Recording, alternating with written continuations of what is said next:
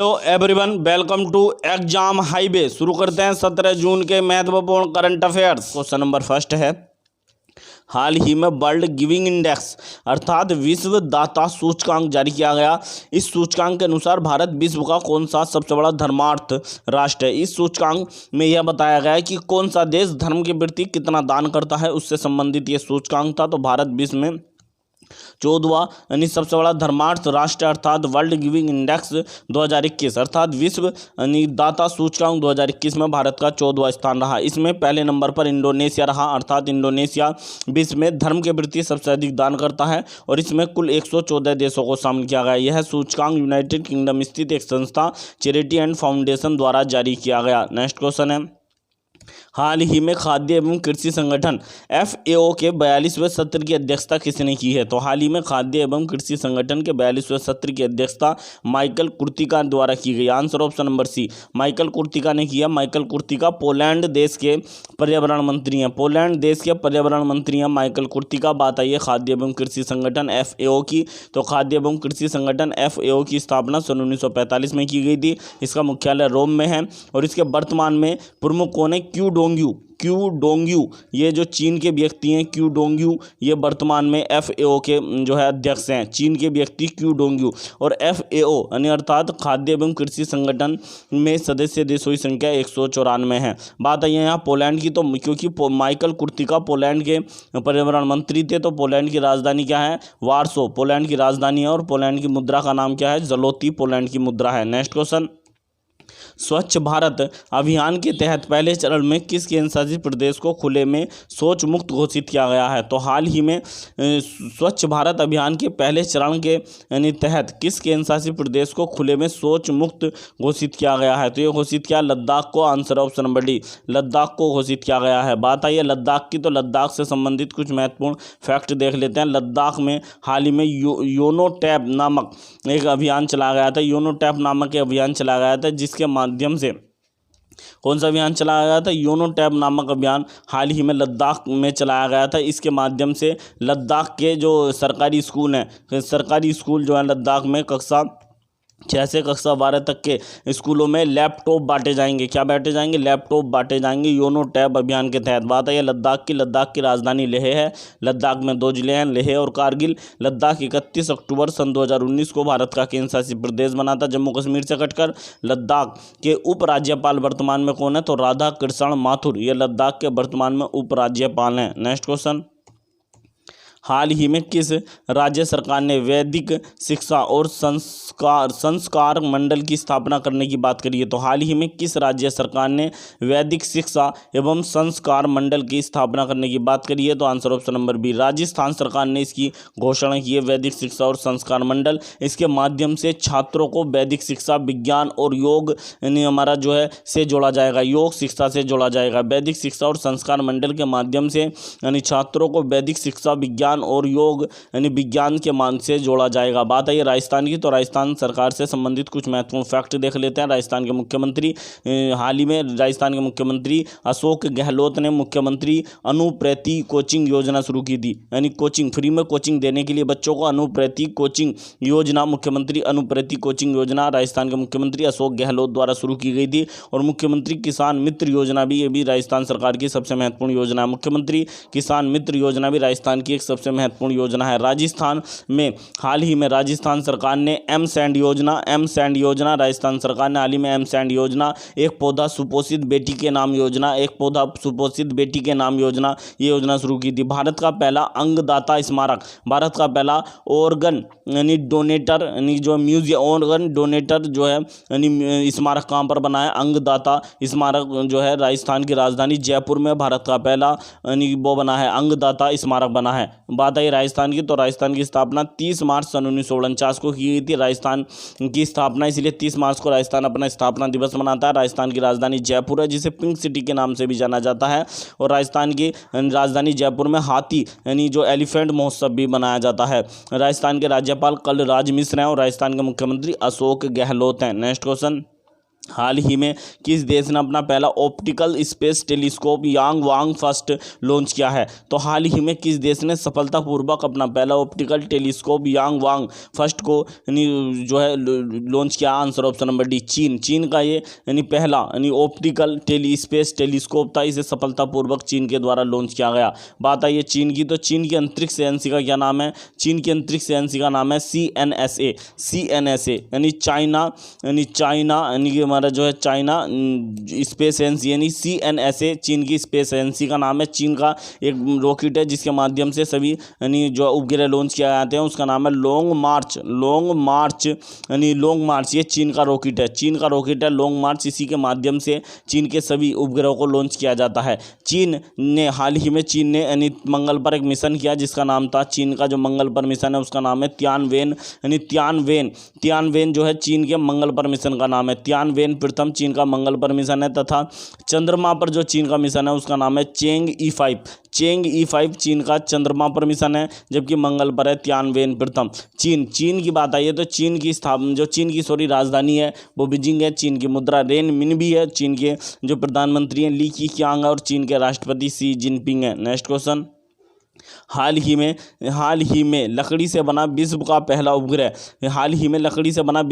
उपग्रह बीसा would set को किस स्पेस एजेंसी ने लॉन्च करने की बात करी है? अभी लॉन्च नहीं किया, लॉन्च करने की घोषणा की है। तो हाल ही में लकड़ी से बना विश्व का पहला उपग्रह है जिसका नाम है बीसा वुड सैट। ये विश्व का पहला लकड़ी से बना जो वो है उपग्रह है। तो इसे कौन लॉन्च करेगा? तो यूरोपीय स्पेस एजेंसी अर्थात यूरोपीय अंतरिक्ष एजेंसी के द्वारा लॉन्च किया जाएगा। ये आप देख सकते हैं। इससे पहले जापान ने भी घोषणा की थी कि हम भी लकड़ी से बना उपग्रह लॉन्च करेंगे, लेकिन जापान 2023 में करेगा। इससे पहले यूरोपीय स्पेस एजेंसी विश्व का पहला लकड़ी का उपग्रह लॉन्च कर देगी जिसका नाम है बीसा वुड सैट। ये इस उपग्रह का नाम है। तो बात आई है यूरोपीय स्पेस एजेंसी की, तो यूरोपीय स्पेस एजेंसी ने हाल ही में शुक्र ग्रह पर ज्वालामुखियों का अध्ययन करने के लिए, शुक्र जो ग्रह है उस पर ज्वालामुखी का अध्ययन करने के लिए एक मिशन लॉन्च करने की बात करी। इस मिशन का नाम था एन विजन नामक जो अभियान है ये यूरोपीय स्पेस एजेंसी लॉन्च करेगी शुक्र पर ज्वालामुखी का अध्ययन करने के लिए। बात आई है यूरोपियन स्पेस एजेंसी की बात आई है, तो यूरोपियन स्पेस एजेंसी की स्थापना 30 मई सन 1975 को की गई थी। यूरोपीय स्पेस एजेंसी का मुख्यालय पेरिस में है। नेक्स्ट क्वेश्चन है कि हाल ही में किस राज्य में 130.1 मेगावाट क्षमता की दगमारा जल विद्युत परियोजना को शुरू किया गया है? तो ये किस राज्य में शुरू की गई है? दगमारा जल विद्युत परियोजना बिहार में शुरू की गई है। बिहार का जो शोक कहा जाता है कोसी नदी को, तो इस पर शुरू की गई, कोसी नदी पर शुरू की गई है दगमारा जल विद्युत परियोजना। बात आई है बिहार की जो स्थापना है 22 मार्च सन 1912 को की गई थी। बिहार के राज्यपाल कौन है? तो फागू चौहान है। बिहार की राजधानी पटना है। बिहार में 2 उप मुख्यमंत्री हैं, एक हैं तारकिशोर प्रसाद और एक हैं रेणु देवी। तारकिशोर प्रसाद तथा रेणु देवी बिहार के उप मुख्यमंत्री हैं और बिहार के मुख्यमंत्री नीतीश कुमार है जिन्होंने मुख्यमंत्री पद की 7वीं बार शपथ ली थी। हाल ही में बिहार के जर्दालू आम का निर्यात किया है भारत ने यूनाइटेड किंगडम को। बिहार के जर्दालू आम और शाही लीची का जो है निर्यात शुरू कर दिया है। नेक्स्ट क्वेश्चन है, हाल ही में नाटो का मतलब है नॉर्थ अटलांटिक ट्रीटी ऑर्गेनाइजेशन, एक संगठन है कि नेताओं ने किस देश को सतत सुरक्षा चुनौती घोषित किया? तो हाल ही में नाटो नामक संगठन के नेताओं ने किस देश को एक सतत सुरक्षा चुनौती घोषित किया है? तो आंसर ऑप्शन नंबर सी, चीन को घोषित किया। बात आई है नाटो की फुल फॉर्म होती है North Atlantic Treaty Organisation. NATO की स्थापना सन 1949 में की गई थी। नाटो का मुख्यालय बेल्जियम की राजधानी ब्रुसेल्स में है और नाटो के महासचिव जेंस स्टोल्टेनबर्ग हैं जो अर्जेंटीना के हैं। जेंस स्टोल्टेनबर्ग नाटो के महासचिव हैं जो अर्जेंटीना के हैं। नेक्स्ट क्वेश्चन है, हाल ही में मई 2021 के लिए ICC main player of the month किसे चुना गया? तो पुरुषों में मई का सबसे अच्छा खिलाड़ी किसे घोषित किया गया है? ये घोषित किया गया आंसर ऑप्शन नंबर डी, मुसाफिकर रहीम को चुना गया। ये बांग्लादेश के विकेट कीपर बल्लेबाज हैं। बांग्लादेश के विकेट कीपर बल्लेबाज हैं मुसाफिकर रहीम। इन्होंने मई में श्रीलंका का जो बांग्लादेश का दौरा था उसमें बहुत अच्छा प्रदर्शन किया, इसलिए इन्हें चुना गया है। और महिलाओं में किसे चुना गया? यानी ICC women player of the month मई के लिए चुना गया स्कॉटलैंड की कैथरीन ब्रीस को चुना गया। स्कॉटलैंड की ये कप्तान है कैथरीन ब्रीस, इन्हें मई के लिए सर्वश्रेष्ठ महिला खिलाड़ी चुना गया है। इसी जनवरी में किसे चुना गया था? जो जनवरी में ICC main player of the month थे ऋषभ पंत जनवरी में थे पुरुषों में, जबकि महिलाओं में थी कौन थी? तो उनका नाम था शबनीम इस्माइल निम इस्माइल ये दक्षिण अफ्रीका की थी। सब निम इस्माइल ये जो जनवरी 2021 में सबसे अच्छी महिला खिलाड़ी चुनी गई थी। इसी प्रकार फरवरी 2021 में पुरुषों में सर्वश्रेष्ठ खिलाड़ी चुना गया था।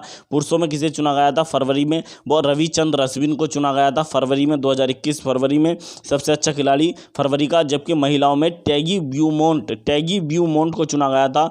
ब्यूमोंट इंग्लैंड की ये खिलाड़ी है टैगी ब्यूमोंट, यानी किसे टैगी ब्यूमोंट को चुना गया था। और मार्च में जो सर्वश्रेष्ठ खिलाड़ी है मार्च महीने के लिए पुरुषों में भुवनेश्वर कुमार को चुना गया था पुरुषों में, और महिलाओं में चुना गया था लिजले ली को चुना गया था। ये भी दक्षिण अफ्रीका की महान खिलाड़ी है, मार्च में चुना गया था। और अप्रैल के लिए सबसे अच्छा पुरुषों में जो खिलाड़ी चुना गया था वो पाकिस्तान के महान बल्लेबाज बाबर आजम को चुना गया था, बाबर आजम को, और पुरुषों में। जबकि महिलाओं में एलिसा हेली ऑस्ट्रेलिया की यानी ये खिलाड़ी हैं एलिसा हेली को चुना गया था। जबकि अब चुना गया मई के लिए पुरुषों में मुशफ़िकुर रहीम जो बांग्लादेश के विकेट कीपर बल्लेबाज हैं, और महिला में स्कॉटलैंड की कैथरीन ब्रीस को चुना गया है। नेक्स्ट क्वेश्चन है कि हाल ही में किस राज्य में मवेशियों का त्यौहार कानुमा मनाया गया? तो हाल ही में किस राज्य में मवेशियों का त्यौहार होता है कानुमा ये मनाया गया? तो ये मनाया गया तेलंगाना में। Answer option number B, Telangana में मनाया गया। तेलंगाना में उस जो त्यौहार में पशुओं तथा कृषि उपकरणों की पूजा की जाती है, बड़े स्तर पर बनाया जाता है।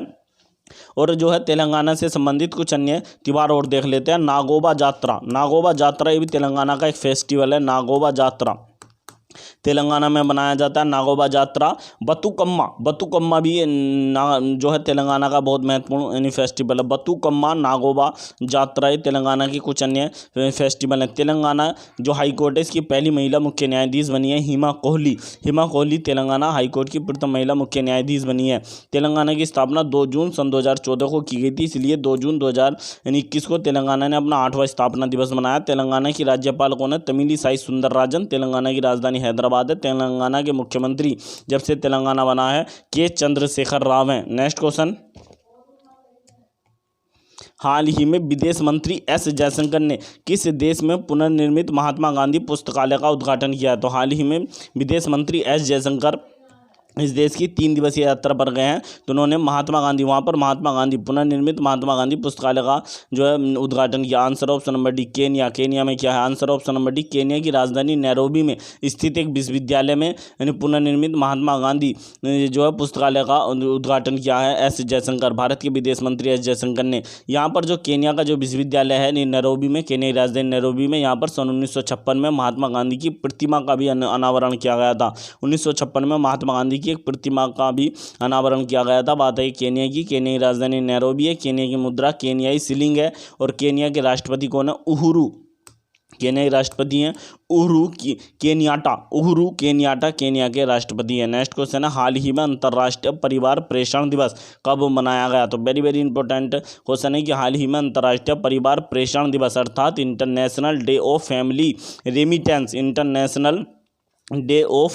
रेमिटेंस कब मनाया गया? तो प्रत्येक वर्ष 16 जून को मनाया जाता है अंतर्राष्ट्रीय परिवार प्रेषण दिवस या international day of family remittance मनाया जाता है। ये दिवस क्यों मनाया जाता है? तो विदेश में रह रहे प्रवासी श्रमिकों यानी विदेश में रह रहे प्रवासी श्रमिकों के योगदान के लिए मनाया जाता है। विदेश में रह रहे जो विदेशी भारत के अधिकतर यानी व्यक्ति जैसे दुबई सऊदी अरब ऐसे रहते हैं, तो जो यानी श्रमिक होते हैं प्रवासी श्रमिक वे अपने परिवार को यानी जो है कुछ खर्चा पैसे भेजते हैं, उसके लिए मनाया जाता है अंतर्राष्ट्रीय परिवार प्रेषण दिवस अर्थात international day of family remittance मनाया जाता है। 2020 में भारत विश्व का सबसे बड़ा रेमिटेंस प्राप्त करने वाला देश बना है, तो यह बनाया गया 16 जून को और इस दिवस की शुरुआत 2015 में की गई थी। नेक्स्ट क्वेश्चन है, हाल ही में बीसीसीआई ने किस क्रिकेटर पर लगे आजीवन प्रतिबंध को हटा दिया? तो इन पर 2013 में मुंबई इंडियन के स्पिनर थे, ये आप देख सकते हैं, ये हैं मुंबई इंडियन के स्पिनर थे, इन पर प्रतिबंध लगा दिया गया था। एस श्रीकांत के साथ लगा दिया गया था, इन पर हटा दिया गया। इनका नाम है अंकित चहवाण। आंसर ऑप्शन नंबर सी, अंकित चहवाण पर प्रतिबंध हटा दिया। इन्हें एस श्रीकांत के साथ प्रतिबंधित किया गया था मैच फिक्सिंग के कारण। मुंबई इंडियंस के स्पिनर थे ये बाएं हाथ के, और एस श्रीकांत इन पर भी लगाया गया था, लेकिन ये दिसंबर 2020 में हटा दिया गया। अब अंकित चहवाण का भी प्रतिबंध हटा दिया गया। बात है बीसीसीआई की, भारतीय क्रिकेट कंट्रोल बोर्ड, इसकी स्थापना दिसंबर सन 1928 में की गई थी। भारतीय क्रिकेट कंट्रोल बोर्ड के जो बीसीसीआई के वर्तमान में अध्यक्ष हैं 39वें नंबर के हैं सौरभ गांगुली, और इसके सीईओ हैं हिमांग अमीन, और इसका मुख्यालय बीसीसीआई का मुंबई में है। नेक्स्ट क्वेश्चन, हाल ही में संदीप रनाडे ने किस नाम से एआई अर्थात आर्टिफिशियल इंटेलिजेंस आधारित भारतीय शास्त्रीय संगीत एप्लीकेशन लॉन्च किया है? तो हाल ही में संदीप रनाडे, यहाँ आप देख सकते हैं, ये हैं संदीप रनाडे। इन्होंने एक भारतीय शास्त्रीय संगीत एप्लीकेशन यानी लॉन्च किया है जिसका नाम है नाद साधना। आंसर ऑप्शन नंबर बी, नाद साधना के नाम से लॉन्च किया गया। संदीप रनाडे एक इंजीनियर, म्यूजिशियन इंजीनियर है यानी कि संगीत के इंजीनियर हैं। नेक्स्ट क्वेश्चन है, हाल ही में किस ई कॉमर्स कंपनी ने एमएल समर स्कूल अभियान लॉन्च किया है? तो हाल ही में Amazon India, answer option number A, Amazon India ने एमएल समर स्कूल अभियान लॉन्च किया है। सॉरी।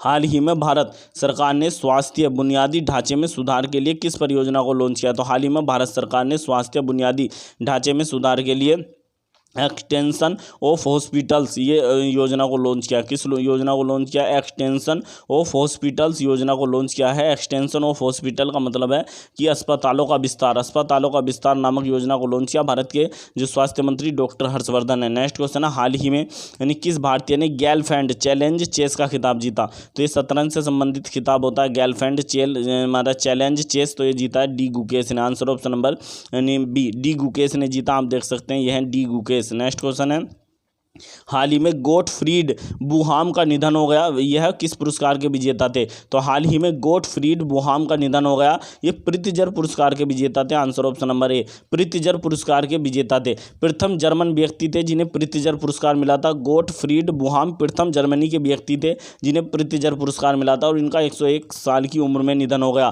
प्रित्जर पुरस्कार किस क्षेत्र में दिया जाता है? तो आर्किटेक्चर अर्थात वास्तुकारिता के क्षेत्र में दिया जाने वाला सबसे सर्वश्रेष्ठ पुरस्कार है प्रित्जर पुरस्कार।